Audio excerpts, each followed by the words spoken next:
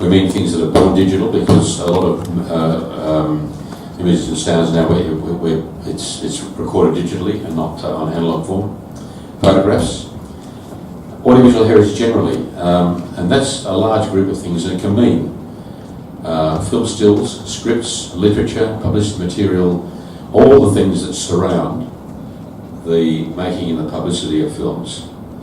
Okay, a lot of this is commercial as well, but really it's how it works. Is it ephemera? Ephemera, use ephemera, okay. And it also includes objects, film props, things that actually use them in the making of films. If you go back to the Wizard of Oz, it's the ruby slippers, that sort of stuff. So it covers a very, very wide range of things. Now, this is a short clip that was put together to show here in Singapore at the Joint Technical Symposium in last year. It's a compilation of short clips from 7 inscriptions on the International Register. You might recognise all of them, but it's a variety of audiovisual material that we already have. Wish we had a bigger variety, but this is an illustration of what we have at the moment. Let's see if this plays okay.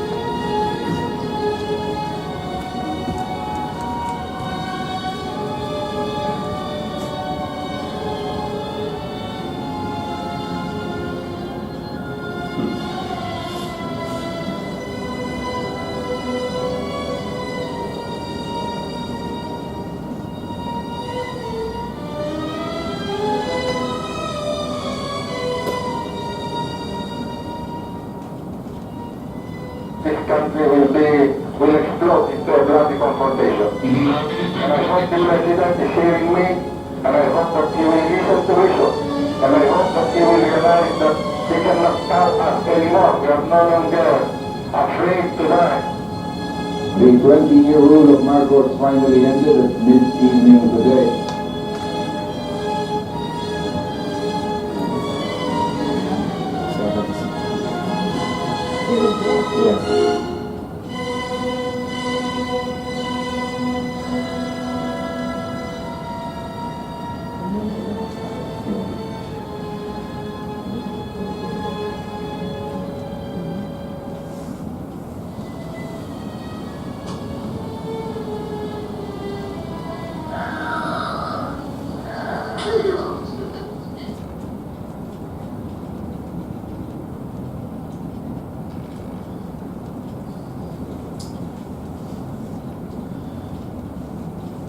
The music underlying it is by Cacciaturian, that's also on the register. You may recognise it, you may not, but he wrote some film scores, and that's on the register as well. So, we discussed this morning, why so few inscriptions? So, popular culture, archives are too busy,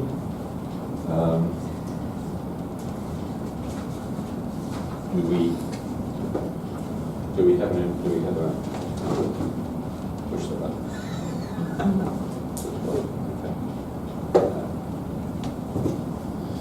Do we have an inferiority complex? Do we really think that moving images are a central part of humanity's heritage? Is there not enough cultural prestige in what we're doing? Are we just failing to seize an opportunity? So we discussed this pretty well this morning.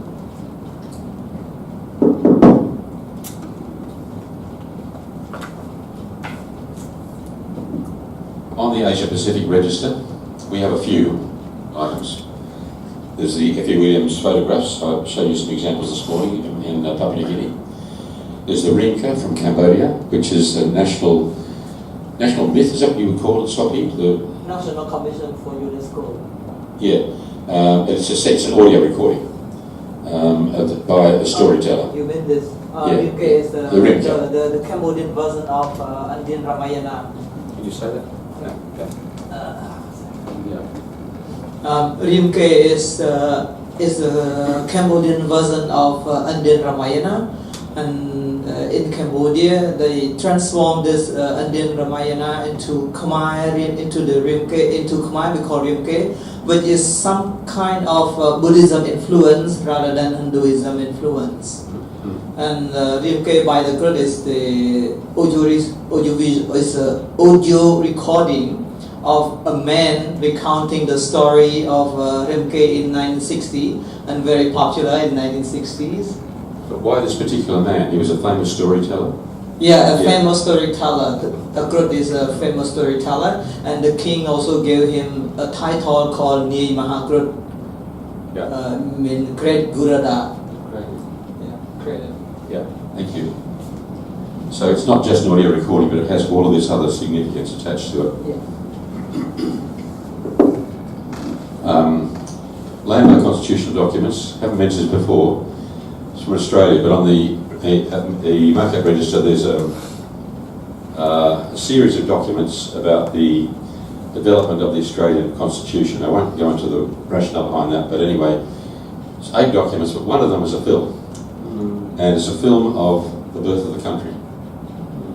Because when the Australian colonies federated into the Commonwealth of Australia, 1st of January 1901, the event was filmed. Amazingly, it was filmed for posterity. One of the earliest examples of a deliberate documentary recording on film of an event. And this is the ceremonies in Sydney, where they had a parade and so on, and then they had all these important people signing this big document, which actually brought the country into being. And so Australia, as it happens, was the first country to be born in front of a movie camera. Wow. And we can revisit that moment.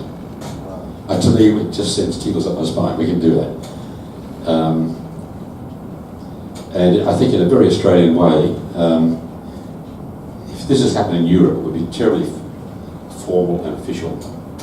All these people in these fancy clothes and plumed hats and so on. In this case, these important people start walking up to this rotunda where this document is to be signed, and the guy who's going to become the Governor General walks up, and then he sort of sees somebody over there, goes over and chat with them, you know. Everything holds up while he has a talk to a friend over there, and he comes back. This is very Australian. But you can actually see all this happening. And so it's a constitutional document, but it's also a film record of the event. And then there's The Soul of the Reef from Iran, which is a documentary film about the reefs, the coral reefs in the Persian Gulf. Can you imagine how hard it is for coral reefs to survive in the Persian Gulf with all the oil tankers all over the place? That's what it's about. Coral reefs are threatened everywhere, and it's about documenting what that reef was like when the film was made. I don't know what it's like now. Then there's the film collection from Laos, which maybe Seth can explain a bit more about that. Yep. Yes, the collection is produced from 1955 to 1980. It's covered on the costing event, especially about how the Laos patriots front to fight for independence from last time. And also this collection is cover about cultural activity and lifestyles of people during the chance for the fight for independence. Yes. Yep. Thank you. So it's a documentary or newsreel collection of quite a lot of films. Yeah. And you can 450. 450. Yeah. 450. Yeah. Then there's the Cafe Terrace classics, which we'll hear more about that tomorrow. So I won't go into that one, but that recently went onto the regional register, and it's held by the Asian Film Archive here.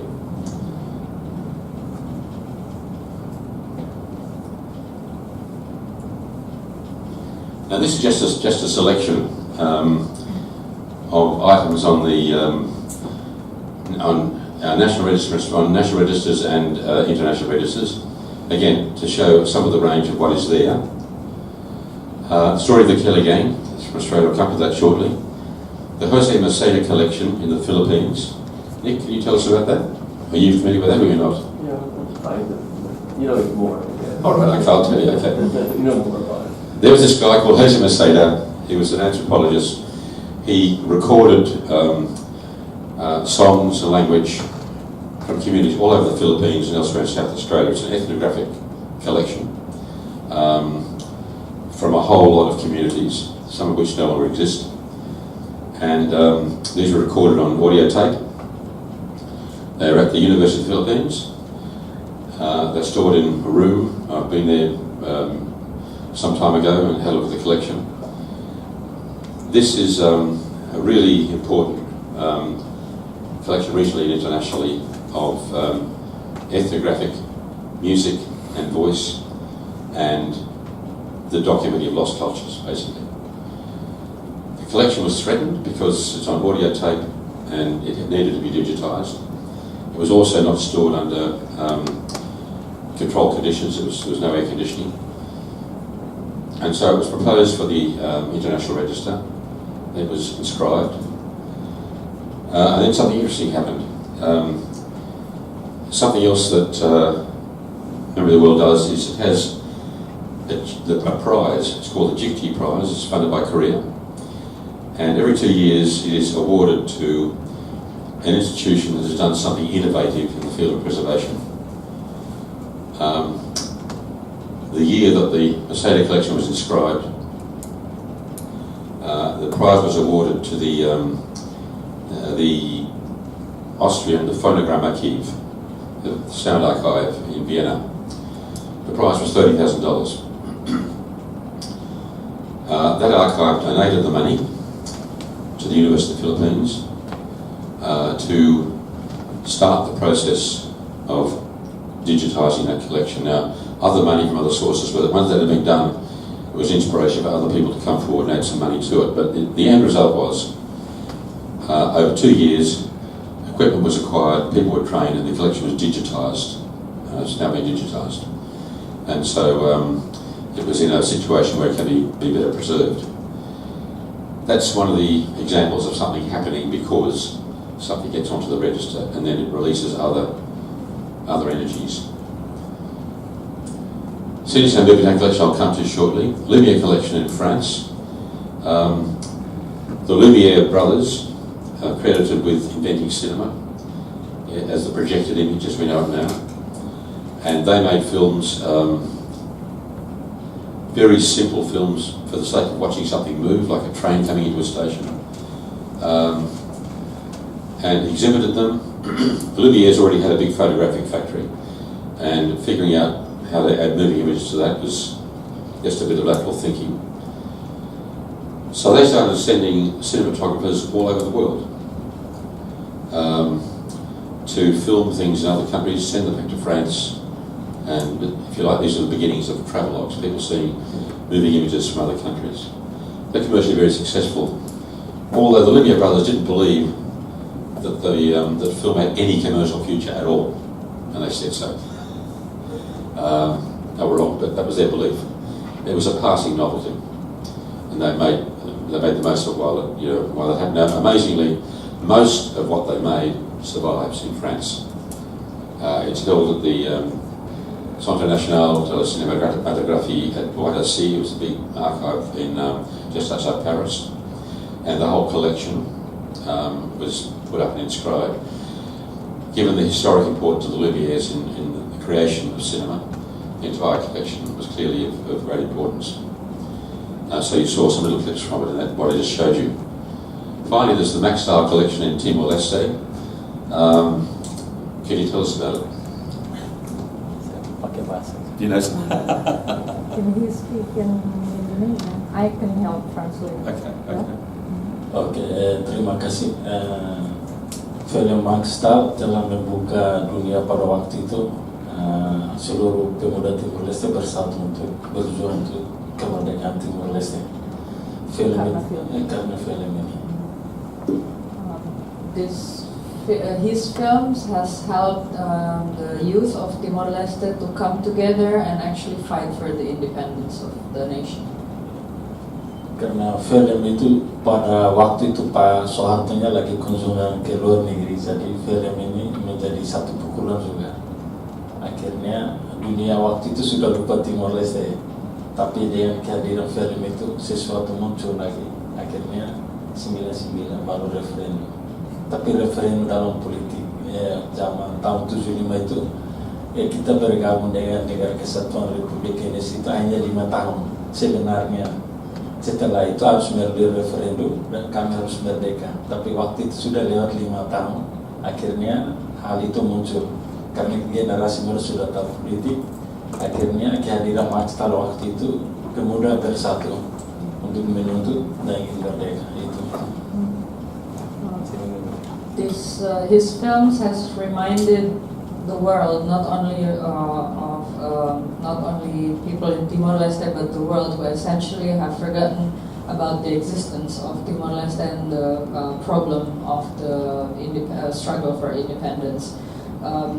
His biggest contribution was to remind the world again that the question still stands and the problem still exists, and therefore regenerated support for the nation of East Timor until we managed to get a referendum in 1999 for self-determination.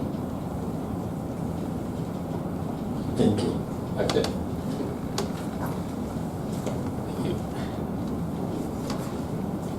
Saya juga ada nonton film ini. And he was in one of the films. Di sini. Yeah.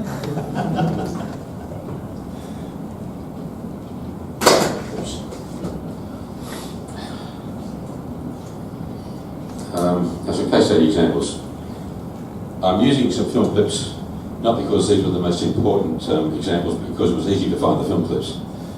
So, City Sound Movie Tone. This is an Australian collection. It's on the National Register, not on the Regional Register, and not on the International. I'll explain why.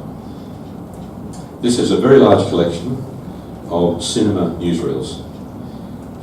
Before they were eventually outmoded by television. The cinema newsreel was the way most people got their news on the screen. And so in Australia they were popular from the very early years of the century until they finally closed in 1975. Australia was one of the last countries to stop making cinema newsreels. 1975 is the year that colour television came to Australia, and it's 20 years after television arrived in Australia. There were, in the sound era, from 1931 onwards, there were two major companies that made newsreels, City Sound and Movie Tone. Movie Tone was a subsidiary of 20th Century Fox. They made weekly newsreels, and most of them survived. There are gaps in the collection, but the company kept their negatives or prints because they were able to keep reselling the footage, making some money out of it, and so it survived. There was, they were eventually donated to the National Film and Sound Archive. The companies kept the rights, keep making money out of it, but the physical film library came to the National Film and Sound Archive. Now the collection is important to Australians, because it's a record of history, of course, of the years from 1931 onwards. But also because they were quite iconic in Australia. Australian screens have always been dominated by American and British movies. They still are. And so Australian films have always struggled for space in their own country. It's a simple fact of that we speak English, we're a market for American and British films. It's a simple economic fact. And both those companies spend a lot more money making films than we ever can. And so there have been periods where Australian feature film industry died. Just couldn't get its films shown, couldn't afford to make them. And so when you went to the movies, and this is true when I was a kid and went to the movies, the only Australian film you ever saw was The Newsreel. Everything else was American. And to Australians, it was a kind of an iconic reminder that we still made films, we still wanted a voice on our own screens, and we eventually got it when there was government assistance for the feature film industry, and it grew again. So they have, in the minds of Australians of these generations, they had an iconic importance that was larger than simply documenting news. They had their own style. The newsreels were, and this says something about Australian view of the world, were narrated by comedians. Can you imagine that? I'm serious. The two comedians were Charles Lawrence for Cine Sound and Jack Davey for Movie Time. These were comedians. They were known famous figures in Australia, and they're known for their style. And so they had this comic style. So can anybody narrate a serious subject with a comedy script? Well, they could. And you can, sociologically, you can ask all sorts of questions about whether Australians take themselves seriously or not, but it actually catered to something in the national personality.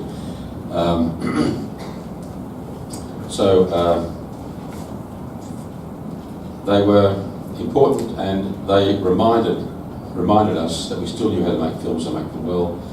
And in fact, one episode of the Cine Stone newsreel won Australia's first Oscar in 1942, and it's the only newsreel that's ever won an Oscar from any country. No American newsreel ever won an Oscar. It's a fact I like to keep reminding Americans of. So they had this iconic place in Australian life, and so the nomination, when it was put in, was based on all these things that I've just related. You know, it's not just the history, but it's all these other facts that make them significant for Australians. It's a huge collection, about 4,000 weekly issues, most of it negative, and negative and sound negative, some in print. Sometimes you've got the picture and the sound negative is missing, and there are gaps, but it's mostly there. So that was the basis of the nomination, and it went on the National Register. It has never been nominated for the Regional Register or the International Register, and the reason is that the newsreels are influential in Australia and nowhere else. They were meant for a national audience, and they weren't shown anywhere. They weren't shown overseas. Yes, they were sometimes shown in New Zealand, but basically they were made for an Australian audience and not for an international audience. So their influence was limited to the country, therefore not to the region and not internationally. And that was the logic. Just going to show you a bit of each of them.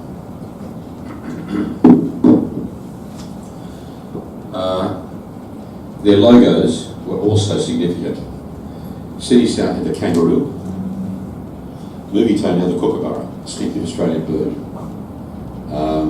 That image was important because it's what started. When you went to the movies, that was the first item on the program.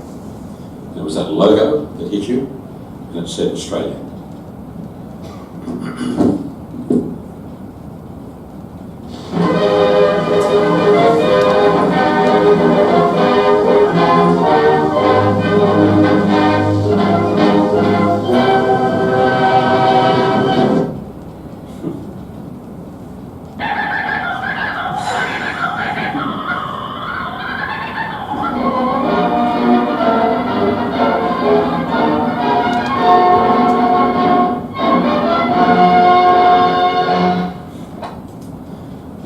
This is one of the Movie Tone item that follows on that opening logo. The years of blood and tears had ended in resounding victory. Australia joined her allies in an outburst of rejoicing the like of which her cities had never seen before. The pent-up emotion of 6 years poured out as a flood. Freedom was really theirs.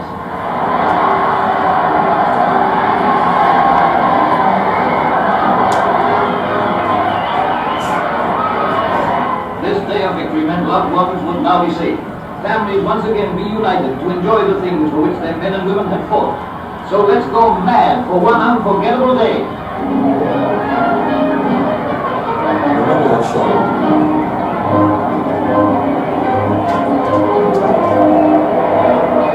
Everybody's yelling and cheering and, hey, old chap, it's over.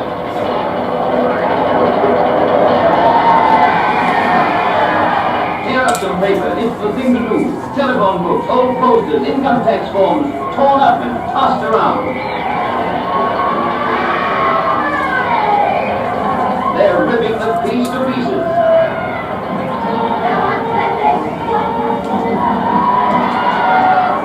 Those in their early teens know little else than the atmosphere of war, but they're getting the new idea all right.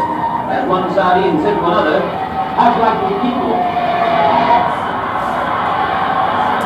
So Australia's day of rejoicing goes on. At night, lights of every kind illuminate the scenes of revelry. It's none of my business, but that's a heck of a place for a bite.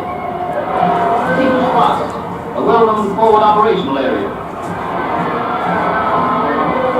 Well, this is the voice of the media, Jack Davey.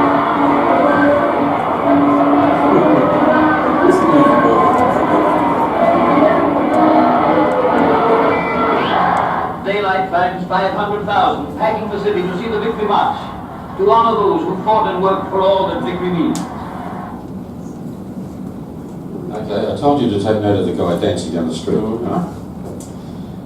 That shot is so iconically famous that it recently appeared on an Australian coin. Oh. That dance is awfully symbolic of the end of the war. Was it spontaneous or was it set up? I suspect it was set up. Because what newsreel makers did from the beginning was to make their news more exciting, was to set up certain shots. Because news can often be very dull to watch, you know, so they would set things up. City sound in a big item about a big flood. Was he identified? Oh yes, there are two people who claimed to be when the coin came out, who claimed to be the man. Okay. And it was settled? I'm not sure it was ever settled, but anyway, it didn't matter. It was the image that mattered, and he had no copyright in his own image. Oh, you know? yeah. Okay, so, but right from the beginning, shots were set up to improve the action. If you were covering bushfires in Australia, which happened quite often, you'd have the fire burning in the difference. But then, at the studio, they'd fire up they'd light a fire in somewhere. They'd have a staff member lying down on the ground, gasping for air, wafting smoke over, and cut this in. Or they weren't above using model shots, so that in a story about floods, which also happened often in Australia, there's a shot of a bridge collapsing. It's a model shot in one of their feature films, which they hope nobody would recognise. So it's called codding, and doing this to newsreels is regular practice to make the newsreel entertaining and exciting. And it was done all over the world. It was a standard practice in newsreels. Probably a standard practice in television for all I know, but it was certainly a standard practice in newsreels. So, and yes, that was Jack Davey, who was one of the comedians who was narrating.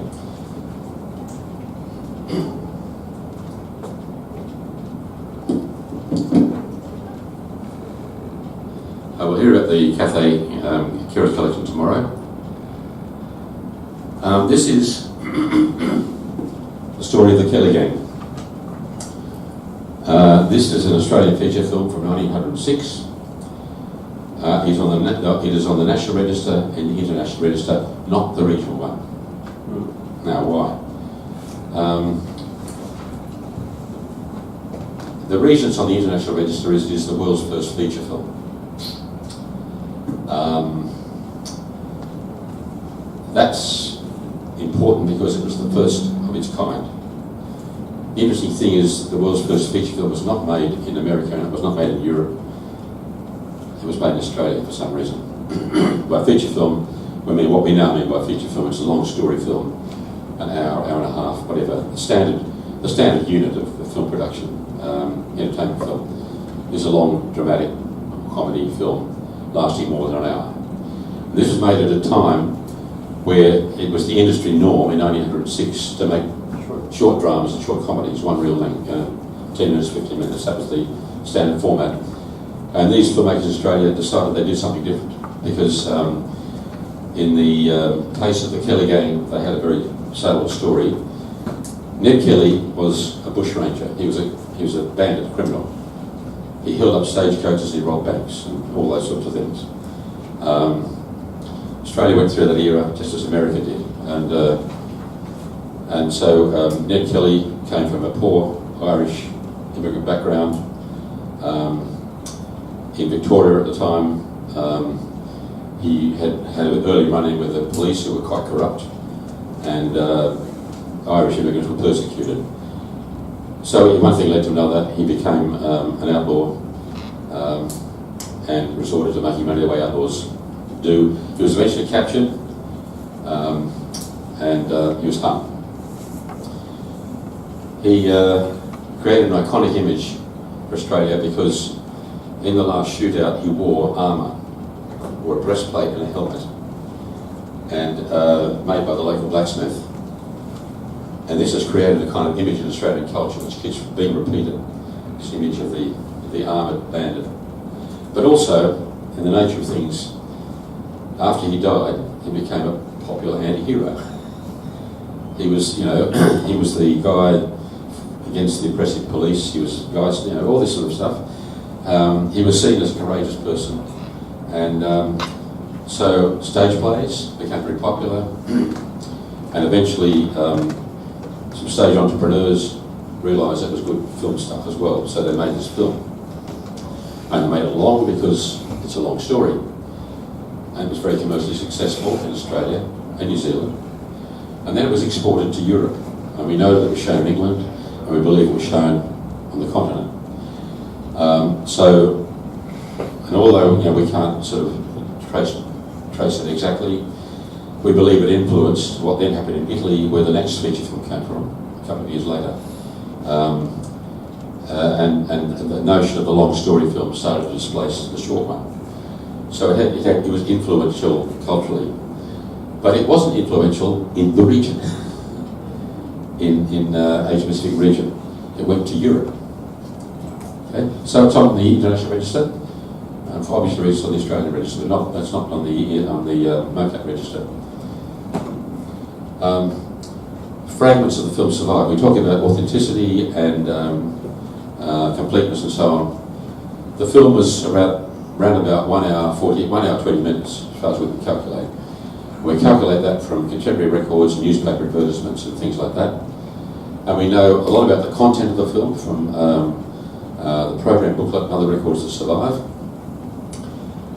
And so what survives are fragments of the film that have been found at various times in different places, including rubbish dumps, in a classic way. And there's about 10 minutes of the film survives in fragments. And a lot of that is been affected by nitrate decomposition. So it's on that basis that was put forward. It's a very fragmentary record, and but it was accepted for the International Register. Now, when I mentioned earlier about rewriting history, it means that once that film's been recognised by UNESCO, all that UNESCO's done is to say it's an important film, it's got to be preserved, it's got to be accessible. But it's there, and it means that world film history has to be rewritten, because the feature film was invented in Australia. If you go back a few years, you won't find any mention of it in conventional film histories, because they didn't know about it. Now they do, and now it has to be taken account of when film histories are written. And so an inscription can have the effect of bringing something new into visibility and saying, well, you've got to take account of this when you write your history. So here's a bit of the Kelly film.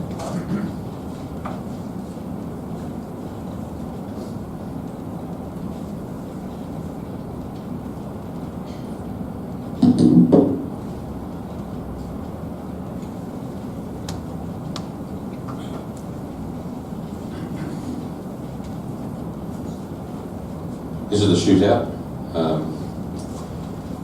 That's Ned's real armour, by the way. It's not a prop.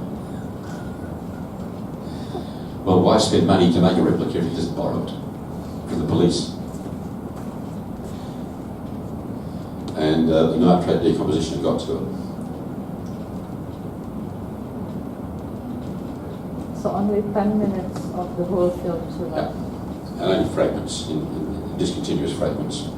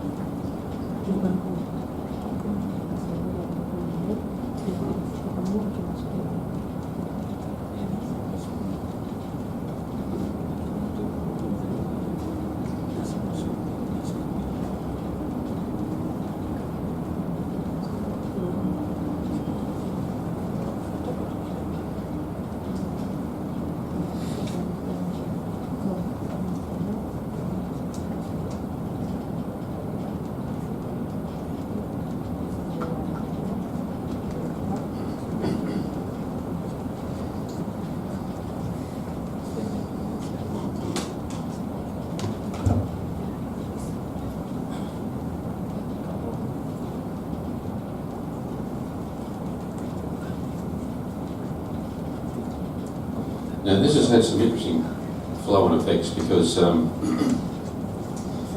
Kelly story has been filmed over and over again as feature films, as television. It will keep repeating itself.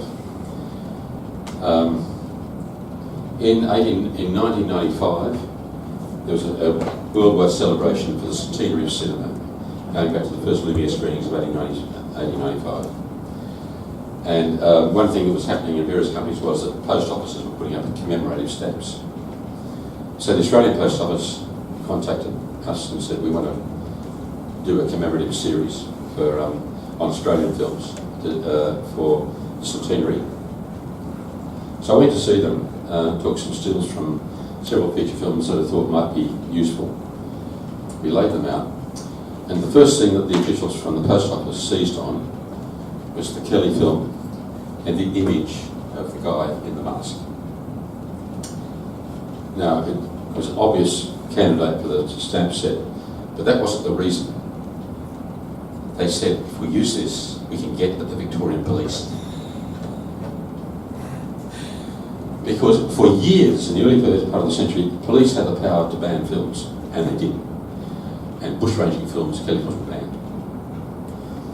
And so this kind of lingering resentment surfaced.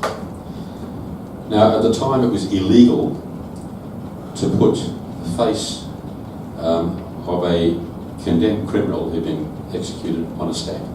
It actually was illegal. But an actor wearing Kelly's actual helmet, that was not illegal.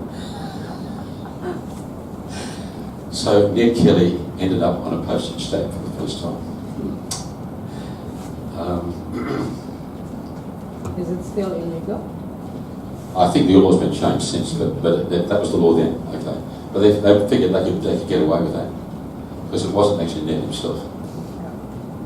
Can I interrupt you with one question? Sorry? It's actually not, can I interrupt you with one question? It's actually not my question, but Edmondson's. Yeah, okay. What if, for example, the documentary footage, audiovisual footage, from East Timor's political events are actually never edited. They exist only as records and never has been edited, never been publicized. Can this be a body of record still? Yes. And can it qualify as a documentary record? Yes, yes. I guess you look at the collection in the whole, and in a collection like the one in Timor-Leste, there is edited footage and unedited footage. The edited footage has certainly been seen. The unedited material hasn't, but it's really, I think you can see it as a whole. You take the collection as a whole. And so the, yeah.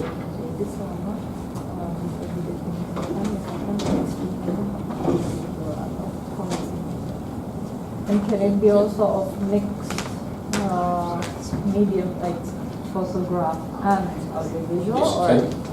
If it all hangs together as a collection, yes, it can. Yep.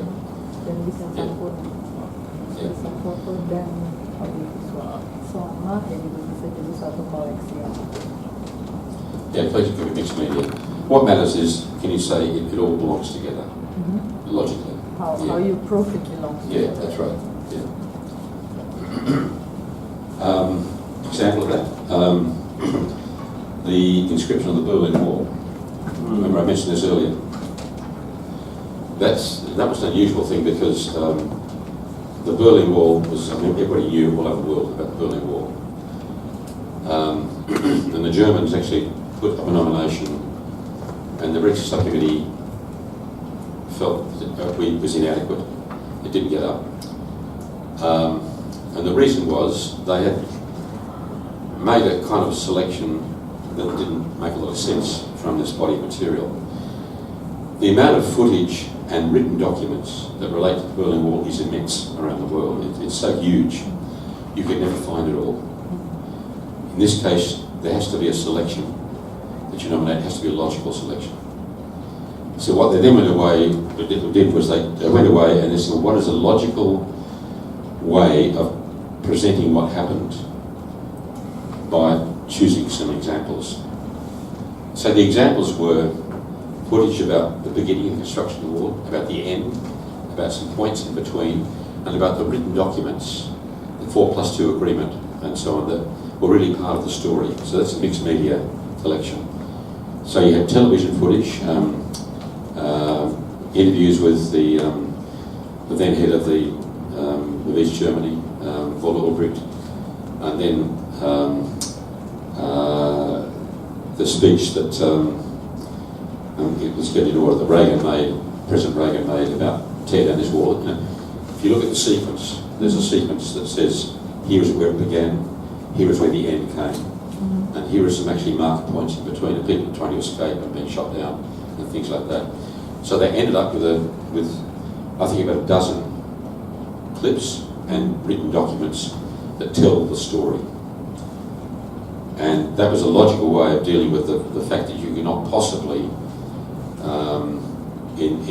decide where all the footage was all around the world. You cannot do that. You have to make some kind of logical selection in that case. But that was a mixture of you had to have the written documents as well as the actual footage, television footage. And who proposed this? A body in Germany, I forget which body, but anyway, it was a German body that proposed it. And they contacted some was held by television networks, some by archives, etc. So it's a collecting really. So it's collecting, it's first making a selection, then it's talking to the institutions that hold the material. There were, I'm not sure how many, but there were several, getting their agreement and then putting the whole thing together. And in each case, for the audiovisual material, we wanted to know where was the original. You know, was it shot on film? Where's that film? Okay. Right. That might have been broadcast on television all over the world, but where was the original? Yeah.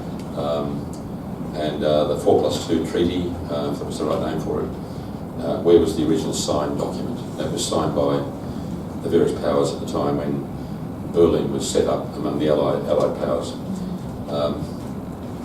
So tracking down where the originals were was a task, and making the original selection was a task. Yeah. And then putting it all together with the Reach agreement was a task for them. But they did that very successfully, I think. But it took 2 goes, first time to work. Yeah. So,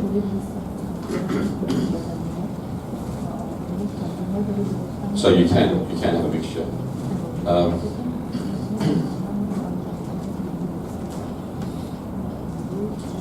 So let's go to the case of Metropolis. This was the first film on the International Register in 2001, and we talked about how did it get on the register in the first place.